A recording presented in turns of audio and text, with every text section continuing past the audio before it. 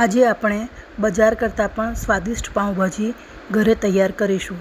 ઘરે ખરેખર ખૂબ જ સ્વાદિષ્ટ અને મજેદાર બને છે. તો પાઉંભાજી માટેના ઇન્ગ્રીડિયન્ટ્સમાં આપણને જોઈશે બટાકા, કાચા કેળા, વટાણા, ગાજર, ફણસી, બીન્સ તથા લસણ અને આદુ મરચાંની પેસ્ટ તથા કોથમીર અને અન્ય સ્વાદ અનુસાર રેગ્યુલર મસાલા તથા પાઉંભાજી મસાલા આપણને જોઈશે. વાટેલા લસણને આપણે લોખંડના તવામાં ફ્રાય કરીશું અને એની સ્મોકી ફ્લેવર આવવા દઈશું. આ સ્મોકી ફ્લેવર પાઉંભાજીને વિશિષ્ટ સ્વાદ આપે છે. ફ્રાય થઈ રહેલા લસણમાં સૌ પ્રથમ કાંદા અને ત્યારબાદ ટમેટાં તેમજ રેગ્યુલર મસાલા નાખી પાઉંભાજી મસાલા એડ કરી અને સરસ મજાની ગ્રેવી તૈયાર કરવાની છે. તૈયાર થઈ ગયેલી સરસ મજાની લાલ ચટાક ગ્રેવીમાં તમારે મેશ કરેલા શાકભાજીને નાખી દેવાના છે અને ત્યારબાદ એને બરાબર મિક્સ કરી અને પાકવા દેવાની છે.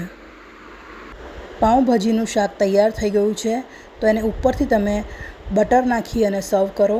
બટર થોડું વધારે નાખજો, આથી એનો સ્વાદ ખરેખર પાઉંભાજીનો ખૂબ જ સરસ આવે છે અને ક્રીમી ટેક્સચર મળે છે. હવે તમારે પાઉંને પણ તળી લેવાના છે. એમાં બટર અને મસાલો નાખી પાઉં તળી લો અને ગરમા ગરમ પાઉંભાજી સાથે એને પીરસો. તમારી સ્વાદિષ્ટ પાઉંભાજી તૈયાર છે.